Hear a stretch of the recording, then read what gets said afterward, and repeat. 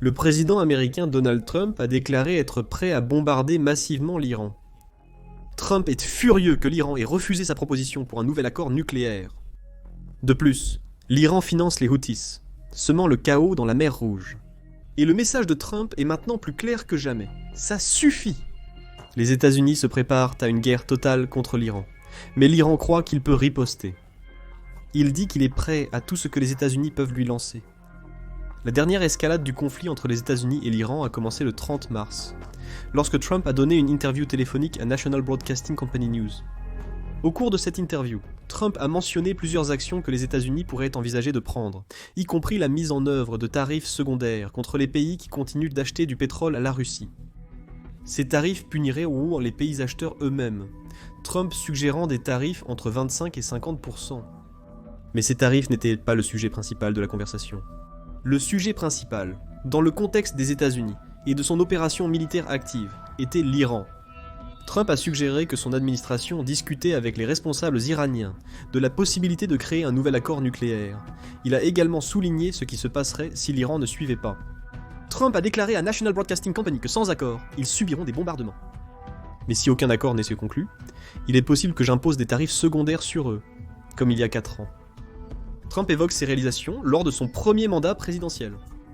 À l'époque, c'était Trump qui retirait les États-Unis d'un accord nucléaire avec l'Iran qu'il jugeait défavorable aux intérêts américains. Cet accord a vu les États-Unis et plusieurs autres puissances mondiales imposer d'énormes restrictions sur les capacités nucléaires de l'Iran en échange d'un allègement des sanctions. Trump a pris la direction opposée en retirant les États-Unis de l'accord et en mettant en place des sanctions généralisées contre l'Iran. D'après Crisis Group, ces sanctions ont été appliquées en 2 phases principales. La première en août. En 2018, les industries non pétrolières de l'Iran ont été durement touchées. La deuxième tranche, bien plus significative, visait 700 individus et entités, dont 300 qui n'avaient jamais été ciblés auparavant, pour les punir avec des restrictions commerciales. Selon le groupe de crise, les sanctions ciblent environ 80% de l'économie iranienne et se sont avérées efficaces. La monnaie de l'Iran a perdu les 2/3 de sa valeur, et ses exportations de pétrole sont passées de 2 500 000 barils par jour à environ 500 000 barils. Au moment de la rédaction, un seul baril de pétrole coûtait environ 73 $. Donc, avant que Trump n'implémente des sanctions lors de son premier mandat, l'Iran gagnait 182 500 000 par jour grâce à son pétrole, pour un total annuel de 66 milliards 60 et 1 million de dollars. Maintenant, il gagne 36 500 000 par jour, et seulement 13 milliards 322 millions. C'est une perte annuelle d'environ 53 milliards 300 millions. Il est évident que Trump considère maintenant les sanctions secondaires comme un moyen de punir les clients de l'Iran pour leurs échanges avec ce pays. Après que les États-Unis aient maximisé leur capacité à frapper directement l'Iran, comme moyen de forcer une négociation nucléaire, et si l'Iran résiste encore, alors il n'y aura qu'un seul recours, bombarder le pays jusqu'à l'oubli. Alors, que prévoit de faire Trump? Et tout aussi important, comment l'Iran réagira-t-il, surtout compte tenu de son passé nucléaire? Plus tôt, nous avons mentionné que les États-Unis et l'Iran étaient précédemment signataires d'un accord conçu pour limiter la capacité de l'Iran à construire des armes nucléaires en échange d'un allègement des sanctions. Cet accord était appelé le Plan d'action global conjoint, ou Plan d'action global conjoint, et a été signé en 2015. À l'époque, le plan d'action global conjoint était considéré comme un accord historique entre l'Iran et de nombreuses puissances mondiales que les actions du pays menacent.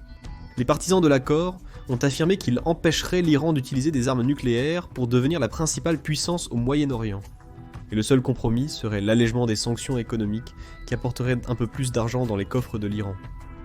Étant donné que l'Iran rivalise avec des poids lourds économiques comme l'Arabie Saoudite pour l'influence au Moyen-Orient, c'est vu comme un bon compromis. L'allègement des sanctions ne placerait pas l'Iran dans une position économique suffisamment forte pour qu'il puisse véritablement défier l'équilibre du Moyen-Orient sur le plan financier. De plus, il ne pourrait pas menacer un autre pays avec les armes nucléaires qu'il tentait de développer. Plusieurs grandes nations ont signé le plan d'action global conjoint. En plus des États-Unis, la Chine, la Russie, la France et le Royaume-Uni ont tous signé. L'Allemagne, signant au nom de l'Union européenne ou Union européenne, a également accepté l'accord. Il y avait une consternation à l'époque. L'Arabie Saoudite, l'un des pays les plus menacés par l'Iran, n'était pas contente de ne pas avoir été consultée. Israël, un autre grand adversaire de l'Iran au Moyen-Orient, a rejeté le plan d'action globale conjointe en bloc, parce qu'il croyait que l'ensemble de l'accord était beaucoup trop indulgent. Sur une nation qui menace directement Israël et finance des mandataires comme le Hamas qui attaque Israël. L'accord comprenait également des dispositions de coucher de soleil. Par exemple, une décennie après janvier 2016, les restrictions de l'accord sur les restrictions de centrifugeuses seraient levées, permettant à l'Iran de développer et d'utiliser à nouveau ses composants nucléaires vitaux. Après 15 ans, les limitations sur la quantité d'uranium enrichi produit par l'Iran seraient également levées. Il semble que l'objectif principal du plan d'action global conjoint était de démontrer combien il serait bénéfique pour l'Iran de faire partie de l'environnement géopolitique plus large avant de menacer ses pays voisins. Donald Trump est arrivé environ 2 ans après la signature du plan d'action global conjoint et a retiré les États-Unis. La principale conséquence de cette décision est qu'elle semble avoir déclenché la décision iranienne de commencer à violer le plan d'action global conjoint. Iran Watch offre une chronologie pertinente des événements subséquents. En juillet 2019, environ 2 ans après le retrait des États-Unis, l'Iran a commencé à enrichir de l'uranium. Au-dessus de la limite de 3,67% d'uranium 235 ou U-235 fixée par l'accord, atteignant 4,5% ce mois-là. C'est important car l'uranium de qualité militaire est fortement enrichi à plus de 90% d'U-235 selon l'Association mondiale du nucléaire. Une bombe nucléaire peut être fabriquée avec de l'uranium enrichi ne contenant que 20% d'U-235. L'Iran n'était toujours pas proche de construire une arme nucléaire, mais le fait que sa production d'U-235 était en augmentation. Les violations de l'accord nucléaire par l'Iran ont suscité des inquiétudes, et se sont rapidement multipliées. L'Iran a commencé à dépasser davantage de plafonds, et a étendu sa production de centrifugeuses au-delà des limites imposées par le plan d'action global conjoint. Il a également rouvert des installations de production d'uranium, et a commencé à enrichir de l'uranium au niveau de 20%. U-235 en janvier 2021, assez haut, pour créer un petit dispositif nucléaire. Le nombre était jusqu'à 60% en avril de la même année, et le programme nucléaire lentement progressif de l'Iran semblait être de nouveau opérationnel. Une combinaison du départ des États-Unis de l'accord, et de la Russie et de la Chine. Les 2 autres nations, soutenant le plan d'action global conjoint se rapprochant de l'Iran, a presque laissé l'accord en lambeaux. Seuls la France et le Royaume-Uni restaient vraiment les 2 signataires les plus faibles. Dans le domaine nucléaire, l'Iran doit encore fournir de nombreux efforts pour développer une arme atomique. Cependant, son alliance avec la Russie, à laquelle elle a envoyé au moins 8060 drones Shahed depuis le début du conflit en Ukraine, aide là-bas. Sa décision de rompre l'aspect centrifuge du plan d'action global conjoint aide également.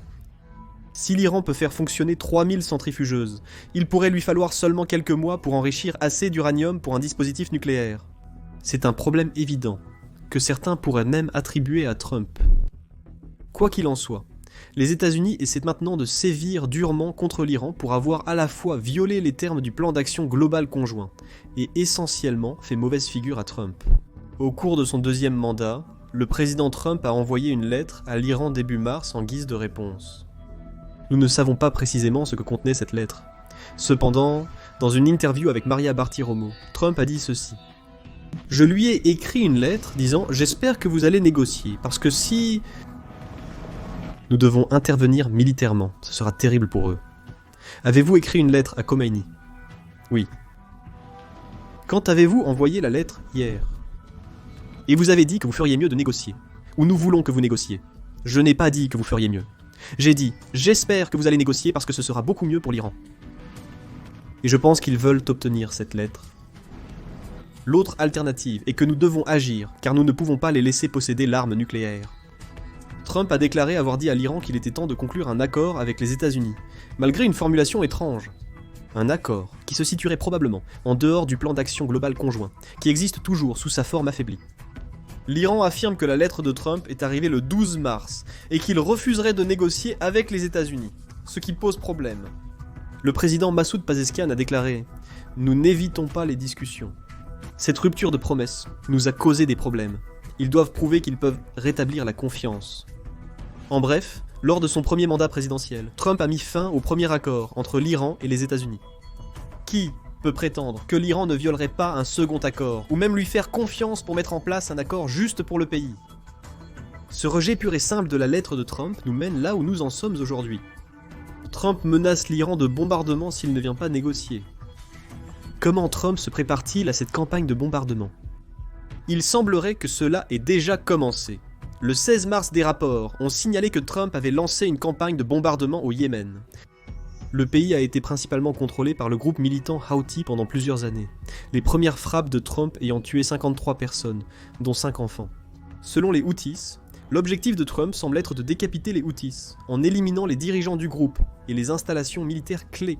D'autres frappes ont suivi depuis le 16 mars, et à un rythme pratiquement quotidien, l'une des plus récentes ayant eu lieu le 28 mars, et ayant décimé 40 lieux à travers le Yémen. Qu'est-ce que cela a à voir avec le bombardement de l'Iran ? Pour beaucoup, les Houthis et l'Iran ne font qu'un. Comme l'explique la British Broadcasting Corporation, les Houthis ont saisi une grande partie de l'ouest du Yémen en 2015 et n'ont cessé de s'étendre depuis avec l'aide de l'Iran.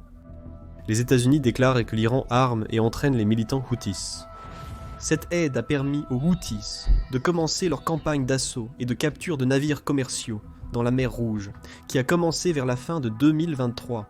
Les Houthis affirment que ces attaques sont en soutien au Hamas, qui lutte contre Israël et est également censé être soutenu par l'Iran. Les États-Unis et l'Arabie Saoudite le disent. L'Iran a introduit clandestinement des tonnes d'armes, allant des missiles balistiques et de croisières aux drones, aux Houthis, depuis le début de la guerre civile au Yémen. Ces armes ont été utilisées pour attaquer l'Arabie Saoudite et les Émirats Arabes Unis, en plus des navires de la mer Rouge. En bref, les Houthis semblent servir de proxy pour l'Iran.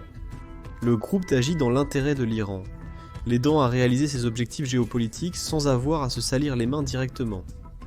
En lançant une intense campagne de bombardement contre les Houthis, Trump envoie déjà un avertissement à l'Iran. Il dit au pays qu'il ne permettra pas à l'un de ses groupes mandataires d'avoir carte blanche en mer Rouge. De plus, en éliminant le pouvoir des Houthis, il tente de réduire l'influence iranienne au Yémen. De plus, l'Iran assiste en première ligne à la dévastatrice puissance de feu combinée de la marine et de l'armée de l'air américaine. Cela révèle une part significative d'intimidation dans les attaques de Trump contre les Houthis. Le message est simple, cela arrive à l'un de vos mandataires, et cela pourrait vous arriver ensuite. Cet avertissement voit le feu tomber du ciel sur les alliés iraniens. Toutefois, il y a aussi des indices plus subtils que Trump se prépare à une campagne de bombardement visant principalement l'Iran. L'un des plus grands étant que Trump envoie des bombardiers B-2 Spirit à une île qui est à distance de bombardement de l'Iran.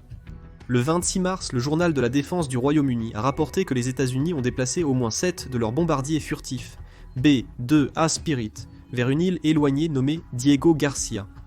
Cette île, exploitée par le Royaume-Uni, était nichée dans l'océan Indien et se trouve à environ 3000 miles de l'Iran.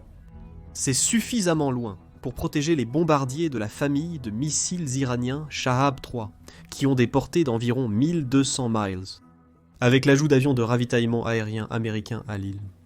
Les B-2XA ont la capacité de voler jusqu'en Iran, larguer des bombes et revenir sans être à portée d'une contre-attaque iranienne. La même île a accueilli des bombardiers B-52 et B-1 pendant la guerre du Golfe et les opérations américaines en Irak et en Afghanistan, à la suite des attaques du 11 septembre 2001 sur le World Trade Center. Cela signifie que c'est une base éprouvée qui a longtemps permis aux États-Unis de projeter leur puissance au Moyen-Orient.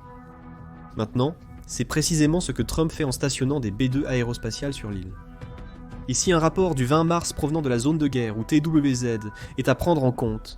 Les B-2 aérospatiales ne sont que le début. TWZ dit que un contingent important de chasseurs à réaction conjoint F-35A de la base aérienne de Hill dans l'Utah est arrivé en Angleterre. En tout, 12 des avions de chasse les plus avancés des États-Unis ont atterri à la base aérienne de Royal Air Force Lakenheath, qui a déjà servi de station de transit pour les États-Unis lors du transport d'avions vers le Moyen-Orient. Ces F-35 se dirigent-ils aussi vers Diego Garcia ? Vont-ils vers une autre base près de l'Iran, comme l'une des autres que les États-Unis exploitent en Arabie Saoudite ? La réponse est encore inconnue, mais Trump expose clairement la puissance aérienne des États-Unis. Tant activement contre les Houthis qu'indirectement, par le positionnement des bombardiers et des chasseurs, pour adresser une menace à l'Iran. Venez à la table, où les États-Unis détruiront l'Iran. Il y a juste un problème, l'Iran ne recule pas. Suite au rejet catégorique par l'Iran de la lettre de Trump, le pays a réagi aux dernières menaces du président américain de le bombarder. Le Tehran Times rapporte que l'Iran a préparé un grand nombre de missiles, tous situés dans des installations souterraines qu'il utilisera pour résister à toute frappe aérienne que Trump ordonnerait contre le pays. Ces missiles joueront un rôle clé dans la défense de l'Iran, tout comme les tunnels souterrains du pays. On ignore combien de ces bases souterraines existent en Iran. Cependant, le 25 mars a apporté une démonstration de ce qui est probablement le plus impressionnant, du moins en termes de taille. Une base que les commentateurs ont surnommée la ville des missiles.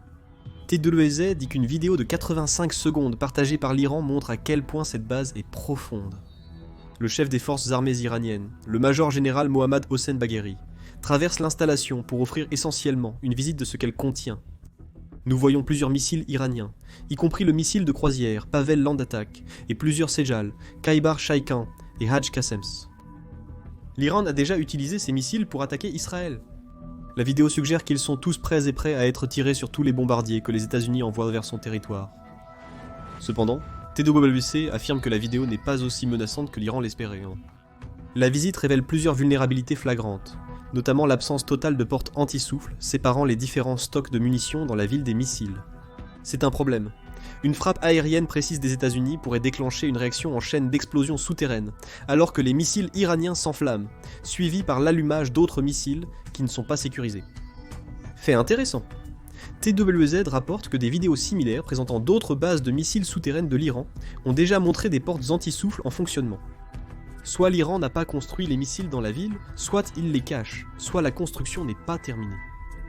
Quoi qu'il en soit, les États-Unis y verront un signe que l'Iran n'est pas aussi prêt à repousser une campagne de bombardement américaine qu'il le croit. L'Iran, en revanche, essaye de prétendre qu'il est prêt pour un combat avec les États-Unis. Mais est-ce vrai ? Dans un affrontement direct, l'Iran serait systématiquement vaincu par les États-Unis. Selon Global Firepower, qui classe annuellement 145 nations militaires sur la base de plus de 60 facteurs, l'Iran possède la 16e armée la plus puissante du monde. Les États-Unis sont en première position. Les 610 000 militaires actifs de l'Iran et les 350 000 réservistes ne font pas le poids face aux 1 328 000 militaires actifs de l'armée américaine. C'est avant de prendre en compte les 799 500 soldats que les États-Unis ont en réserve.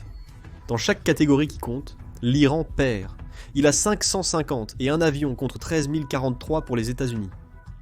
Les États-Unis ont plus de chars, plus de 326 000, plus de véhicules blindés et une marine, ayant environ 4 fois plus d'actifs et un tonnage de déplacement nettement supérieur à l'Iran. En d'autres termes, les États-Unis ont plus de navires et de plus grands navires, comme le démontrent ces 11 porte-avions par rapport à 0 pour l'Iran. Trump ne promet pas une guerre totale, mais affirme que les États-Unis vont bombarder l'Iran. La situation se complique davantage. Les États-Unis peuvent bombarder efficacement les Houthis en raison de leur défense aérienne minimale, voire inexistante. Il utilise principalement des drones et des missiles de croisière pour attaquer les navires en mer Rouge, limitant sa capacité à arrêter les frappes de bombardement. Ce n'est pas le cas pour l'Iran, comme l'a rapporté Al Jazeera en avril 2024.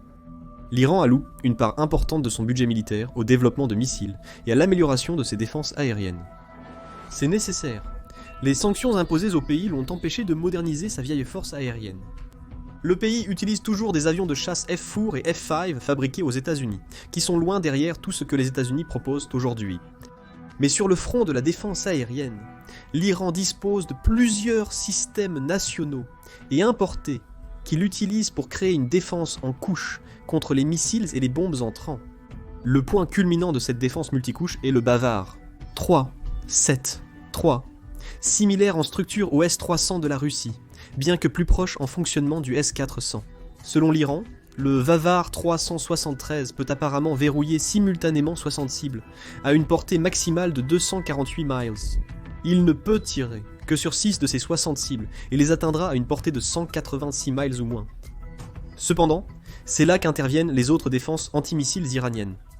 Derrière ces types de systèmes de moyenne portée se trouvent des systèmes tactiques, tels que le Sayed Arman et le Khordad 15. Ils peuvent frapper des menaces entrantes, jusqu'à 200 km de distance, bien que tous à des portées différentes. L'Arman est portable, permettant à l'Iran de le positionner près des bases potentiellement ciblées par les États-Unis. Le système multicouche de l'Iran pourrait lui permettre d'utiliser le Bava 373 pour suivre les missiles entrants, ces autres systèmes étant ceux qui éliminent la majorité. L'Iran pense que ces systèmes suffiraient à repousser une frappe de missiles israéliens, mais seront-ils efficaces contre les bombardiers et chasseurs américains ? Nous pourrions bientôt avoir la réponse, si l'Iran refuse de négocier sur le nucléaire avec les États-Unis et Donald Trump. Le Moyen-Orient est actuellement une poudrière sur le point d'exploser. Trump ou l'Iran pourraient être le déclencheur. Dites-nous ce que vous en pensez dans les commentaires ci-dessous, en précisant si selon vous, en cas de bombardement massif de l'Iran par les États-Unis, l'Iran riposterait ou non. Quel rôle ces mandataires joueraient-ils dans un conflit plus large ? Partagez vos opinions ci-dessous, et abonnez-vous à The Military Show pour plus de commentaires sur les derniers développements au Moyen-Orient, ainsi que des actualités et des commentaires sur les conflits du monde entier. Nous sommes une source indépendante d'informations impartiales sur les conflits du monde entier, et nous apprécions vraiment votre soutien.